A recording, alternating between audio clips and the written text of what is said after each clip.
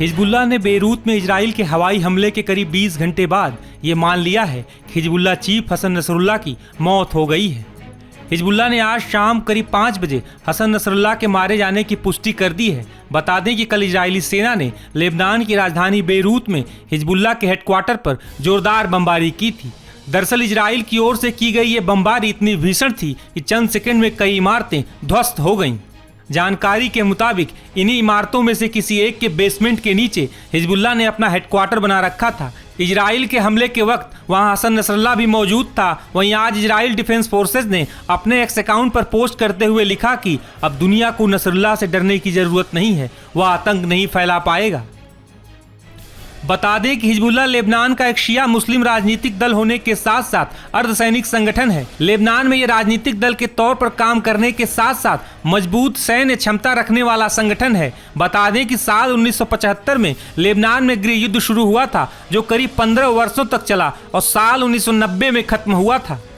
हालांकि लेबनान धार्मिक समूहों में बटा हुआ था, जिसमें शिया, सुन्नी और ईसाई थे। गृह युद्ध के बीच ही साल 1982 में इजराइल ने लेबनान की राजधानी बेरूत समेत कई शहरों पर हमला बोलकर उन्हें अपने कब्जे में ले लिया था। इसके बाद ईरान ने लेबनान में शिया मुस्लिम संगठन हिजबुल्लाह को खड़ा किया। हिजबुल्लाह को खड़ा करने का मकसद था इजराइल को निशाना बनाना।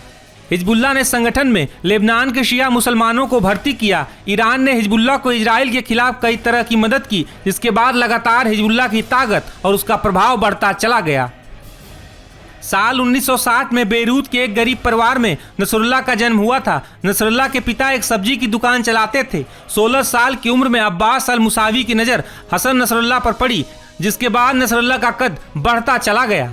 बता दें कि मुसावी के मारे जाने के बाद हसन नसरुल्लाह ने हिजबुल्लाह की कमान संभाली थी। हिजबुल्लाह चीफ बनने के बाद हसन नसरुल्लाह ने इजराइल पर कई हमले किए, जिसके बाद वह इजराइल की हिट लिस्ट में शामिल हो गया था। इजरायली सुरक्षा एजेंसियां लंबे समय से हसन नसरुल्लाह को तलाश रही थी। हालांकि साल 2006 में इजराइल के साथ युद्ध के बाद नसरुल्लाह ने अपना जीवन गुमनामी में बिताना शुरू कर दिया था। हसन नसरुल्लाह सार्वजनिक तौर पर कम ही देखा जाता था। हिजबुल्लाह चीफ नसरुल्लाह ने आखिरी बार 19 सितंबर को इजराइल के हमलों के बाद भाषण दिया था, जिसमें लेबनान में हुए धमाके को इजराइल की ओर से युद्ध का ऐलान बताया गया था। हालांकि अब नसरुल्लाह के मारे जाने के बाद हिजबुल्लाह और ईरान को बड़ा झटका लगा है। वहीं इस पूरे मामले पर रक्षा विशेषज्ञ रिटायर्ड जनरल जीडी बख्शी ने क्या कहा, सुनिए। वो इजराइल पे फायर कर सकें, उन्होंने उनको पूरा मैपिंग कर चुके थे, उनको अपने सैटेलाइट से और ड्रोन से और फिर आर्टिफिशियल इंटेलिजेंस से उन्होंने पिन पॉइंट किए थे कहाँ कहाँ पे एक्टिविटी है, कहाँ कहाँ पे मिसाइल उन्होंने छुपाए हैं, रॉकेट छुपाए हैं, और वो सारी टारगेट्स को उन्होंने बर्बाद कर दिया। और इसके फिर उन्होंने जो है कई कमांड एंड कंट्रोल टारगेट्स पे हिट किया। इस्माइल वगैरह, कादिर दूसरा, उन्होंने जो उनका रॉकेट लॉन्चिंग कमांडर था उसको मार डाला, एक और को मार डाला। और अभी लेटेस्ट जो है इजराइल ने क्लेम किया है कि उन्होंने हिजबुल्लाह के टॉप कमांडर नासरुल्लाह हसन को बेरूत में मार दिया है। इसका मतलब उनके पास पिन पॉइंट इंटेलिजेंस थी किस बिल्डिंग में किस जगह नासरुल्लाह हसन है। उनकी इंटेलिजेंस कैपेबिलिटीज की तो दाद देनी पड़ेगी। और जैसे कि कहा कि वो कह रहे हैं कि हमारे पास कोलैबोरेटिव इंटेलिजेंस है, इलेक्ट्रॉनिक वगैरह, जिसके तहत कि वो सर्टन है कि नासरुल्लाह हसन को एलिमिनेट कर दिया गया। पलटवार में जो हिजबुल्लाह ने भी पिछले कई दिनों से जब भी उन पे एयर अटैक होता था, अगले दिन वो रॉकेटों से हमला करते थे। उम्मीद तो ये थी कि उनके पास 1,50,000 से ज़्यादा रॉकेट और मिसाइल हैं और वो ताबड़तोड़ हमले करेंगे, 1500 रॉकेट प्रतिदिन फायर करेंगे, लेकिन 200-300 रॉकेट ही फायर किए गए। तो इसकी क्या वजह हो सकती है? पहली वजह तो ये हो सकती है कि प्रीएम्प्टिव स्ट्राइक्स में उनके रॉकेट ही उड़ा दिए गए जो कि वो फायर करना चाहते थे। इसके पहले कि वो फायर कर सकते थे उनको निस्तनाभूत कर दिया।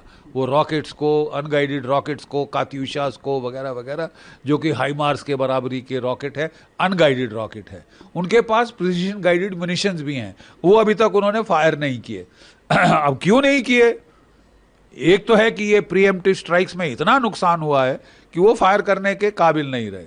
दूसरा कि वो डर रहे हैं कि वो नहीं चाहते कि भारी एस्केलेशन हो और इजराइल ग्राउंड वॉर शुरू कर दे, इसलिए वो हाथ रोक रोक के फायर कर रहे हैं। पर उन्होंने भी पलटवार करने की कोशिश की है, इसमें कोई डाउट नहीं है।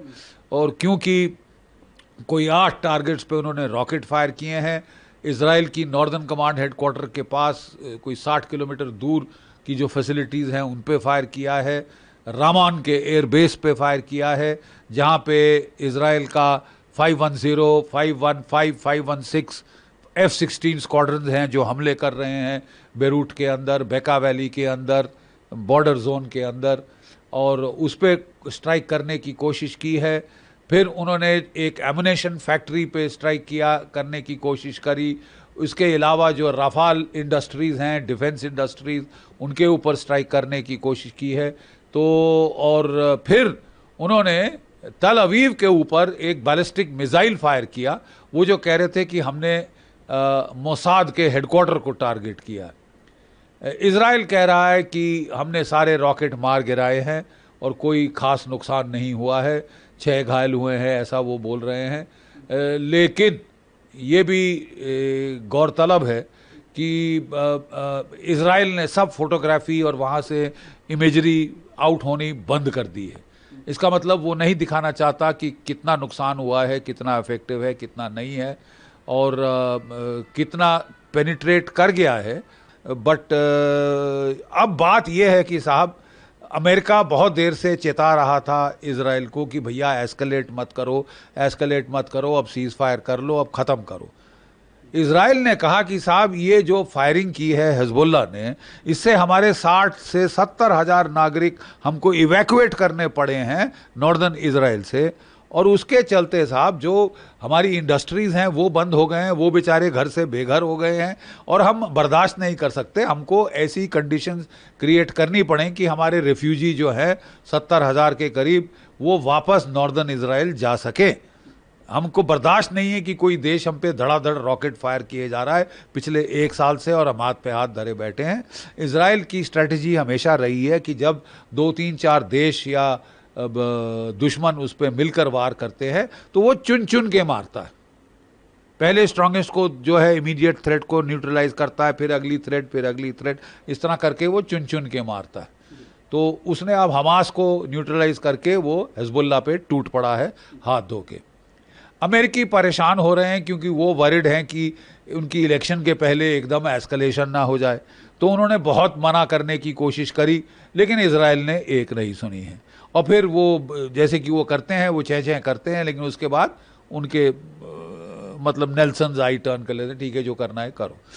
और वो अब इजराइल को कह रहे हैं भैया जो भी करना है जल्द से जल्द कर लो, क्योंकि हमारे जो एयरक्राफ्ट कैरियर बैटल ग्रुप्स हैं वो कितने महीनों से लगे हुए हैं वहाँ, उनको भी रीसप्लाई करना है, खाना पानी, एमुनेशन वगैरह, वाटर उसमें करना है, क्रूज़ को ब्रेक देनी है। तो जो कुछ करना है आप जल्दी करिए।